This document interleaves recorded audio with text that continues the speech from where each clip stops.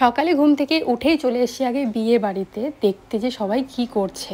তারপর মাথায় আসলো তোমাদের সঙ্গে তো প্যান্ডেলটা শেয়ার করাই হয়নি, তো ফুলের কাজটা বেশ ভালোই হয়েছে সিম্পলের মধ্যে, লাল পর্দাগুলোর জন্য বেশি ভালো লাগছিল।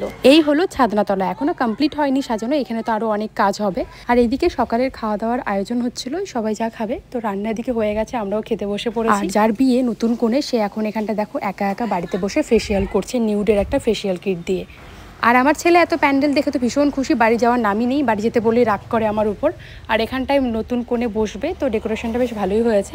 আর বাড়িতে আসার পর বাবু আমার কপাল থেকে টিপ খুলে নিল, আর ওকে আমি এখন রেডি করব, ও কিছুতেই জামা পরবে না।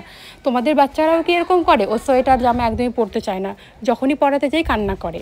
জল তুলতে যাওয়ার আগে কিছু রিচুয়ালস ছিল, সেগুলো কমপ্লিট করে নিচ্ছিল এদিকে। আর পিছনে ঘুরে দেখি আমার বর তো হিরো সেজে চলে এসেছে, তাই আমি আর কেন দেরি করব, বাড়ি গিয়ে ঝটপট করে আমিও রেডি হয়ে পড়েছি জল তুলতে যাওয়ার জন্য। তো চলো আজকের ভিডিওটা এই পর্যন্তই, নেক্সট ভিডিওর জন্য অপেক্ষা করো।